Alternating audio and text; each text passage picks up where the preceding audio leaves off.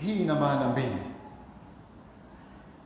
kwa sababu wapi inataka kufahamisha pahala au cheo.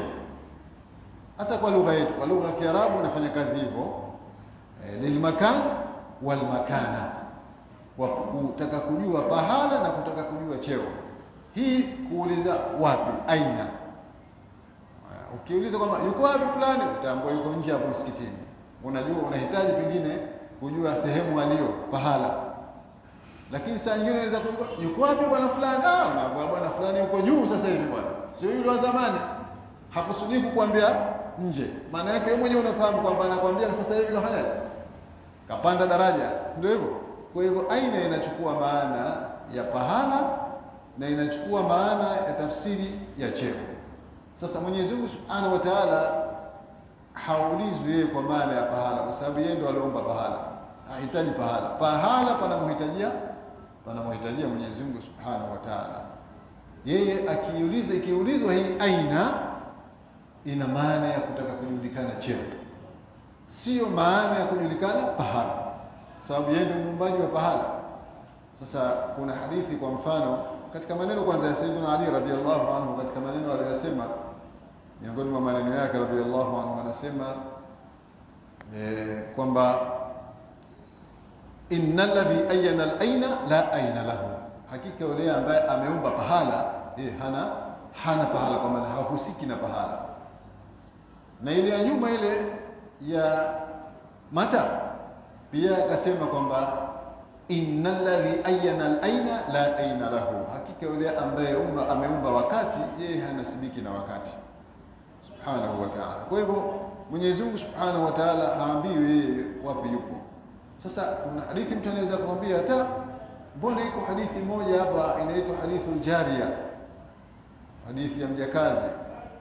Kuna hadithi ambayo imekuja ikaulizwa kwamba Mtume sallallahu alaihi wasallam alimuuliza huyu mjakazi, kisa kirefu, kisa kinahusiana na sahaba ambaye alimwacha huru huyu mwanamke, alitaka kumwacha huyu mwanamke mjakazi, kwa maana mtumwa wa kike, baada ya kupata maudhi fulani kutoka kwa huyu mjakazi wake. Alimpa uchunga achunge, katika vile alivyovichunga kikaporonyoka kimoja, kikaliwa na mbwa mwitu. Kwa hivyo yule mwenyewe mhusika sahaba yule akakasirika, akampiga kofi la uso. Kwa hivyo baada ya kumpiga kibinadamu akapata huzuni yule sahaba sana. Kwa hivyo akaona, mie sina la kumfanyia huyu zuri ila nimwache huru. Na kweli ni katika mambo makubwa kumwacha huru. Kwa hivyo kabla ya kumwacha huru akaenda akamwambia Mtume sallallahu alaihi wasallam. Mtume sallallahu alaihi wasallam akamwambia, kwanza huyo niletee mimi. Ili alitaka kumjua, je, ni Muislamu? Kwa sababu sehemu kubwa watu wanatakiwa huru, mtu anatakiwa kama ni mjakazi au Muislamu. Kwa hivyo akaenda akapelekwa mama wale, alipopelekwa akamuuliza. Ndio hapo ilipopatikana wengine wanaitumia hadithi hii kwa maana hiyo wanayokusudia, ambayo taeleza, ambapo kama mnakumbuka nyuma hapa tulieleza kuna ahadithu mutashabiha na ayatu mutashabiha. Hii tunaizungumza hapa pia ni katika ahadithu mutashabiha. Akauliza vipi? Mtume sallallahu alaihi wasallam baada ya kufika katika hiyo hadithi wanaitumia, wengi wanaitumia kumnasibishia Mwenyezi Mungu kwamba ni mkazi wa juu, maarufu inaitwa hadithul jariya. Yule Mtume sallallahu alaihi wasallam baada ya kufika mjakazi akamuuliza, aina Allah? Yule mjakazi akasema, fi sama. Man ana? Rasulullah. Akamuuliza, yuko wapi Mwenyezi Mungu? Akataja fi sama. Fi sama kwa lugha ya wazi, ndani ya mbingu. Fi sama, ndani ya mbingu. Mimi nani? Akamwambia Rasulullah, mjumbe wa Mwenyezi Mungu. Kwa hivyo kuna wengine wanaitumia hii kama na aya zile tulizosoma kumthibitishia Mwenyezi Mungu kwamba ni mkazi wa juu, lakini sio hivyo. Kumbe tulizungumza hapa, aina ina maana ya pahala na ina maana ya cheo. Ina maana ya pahala na maana ya cheo. Kwa hivyo kumbe waliotafsiri hadithi hii katika wataalamu wa hadithi, sio sisi tunaoingia kwenye wataalamu wa hadithi kama nani? Kama al-Imam an-Nawawi rahmatullahi alayhi, na pia al-Qadhi Iyadh. Hawa ni katika wanavyoni wataalamu wafanya hadithi. Wao wakaitafsiri hadithi hii ambayo ni mutashabih, wakaitafsiri kwamba maana yake hapa aliulizwa na Mwenyezi Mungu na Mtume sallallahu alaihi wasallam kwamba unaitakidi vipi katika ukubwa na utukufu wa Mwenyezi Mungu cheo kimana. ndio akasema fi samaa. Fi samaa sio maana ya mbingu, samaa pia ina maana ya juu. Hata katika fiqh saa nyingine unasoma wala tandhuru ila samaa, unaambiwa ukiwa chooni wala tandhuru ila samaa. Wakati wako chooni hiyo samaa utaiona, lakini maana yake kumbe usitizame unapokwenda haja, usitizame juu. Kwa hivyo akajibu fi samaa, kwa maana unaitakidi vipi wewe juu ya cheo na sharafu ya Mwenyezi Mungu. Maana ndio akasema fi samaa, kwa maana yuko juu kabisa kicheo, ndio maksudio. Lakini pia alipoulizwa man ana, akasema Rasulullah sallallahu alaihi wasallam. Kwa hivyo hadithi hii wengine wanaitumia hivyo kwa maana ya kuthibitisha Mwenyezi Mungu kwamba ni mkazi wa juu, lakini sivyo. Kwa sababu gani?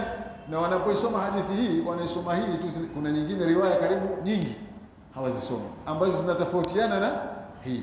Wapo waliotafsiri kama watu tunawataja wawili katika wanavyoni, wakasema hadithi hii tafsiri yake ni hiyo, kwa maana ya kuulizwa cheo cha Mwenyezi Mungu Subhanahu wa Ta'ala. Wengine hadithi hii kwa sababu imepingana na hadithi nyingi, na miongoni mwa hizo ni hadithi mutawatir.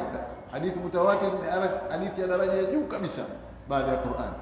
Kwa hivyo pia imepingana nayo, na ndio katika hadithi ambazo za msingi wa msingi ile imani. Wengine wakasema hadithi hii haikubaliki kabisa kabisa. Hiyo ambayo tumeitaja aliyoulizwa yule mwanamke ni hadithi refu, lakini sisi tunafanya kwa ufupi ili tuunganishe maelezo yetu, kwa sababu zipo hadithi nyingine zinazopingana ambazo ni za msingi. Kwa sababu gani? Wengine ndio wakatoa hoja pia, kwani je, inawezekana mtu kaja hapa anataka kuslimu, tukamwambia sema Mwenyezi Mungu yuko mbinguni na Bwana Muhammad ni mjumbe wake, inawezekana akawa kaslimu?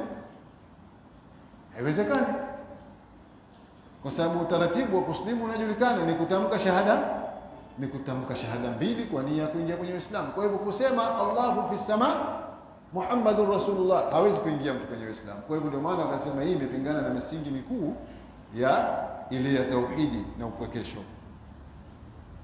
Kwa hivyo Mwenyezi Mungu Subhanahu wa Ta'ala, ambayo hii tunapunguza maelezo, kuna siku maalum tutakuja kuzungumza hasa katika ayatu wa ahadithu mutashabiha. Tutakuwa katika darasa maalum ambayo hiyo naona itakuja kuleta msaada mkubwa wakati tukiendelea na darasa yetu insha Allah. Kwa hivyo Mwenyezi Mungu Subhanahu wa Ta'ala haulizwi wapi, kwa sababu wapi inauliziwa mambo hayo mawili, cheo na pahala. Ikiwa katumia kutaka kwa cheo, na kama ilivyokuja hadithi, ikiwa anauliza wapi kwa maana ya pahala, Mwenyezi Mungu Subhanahu wa Ta'ala ametakashika na kuhitaji pahala. Kinachohitaji pahala ni kiumbe, na Mwenyezi Mungu yeye si kiumbe, ni muumba.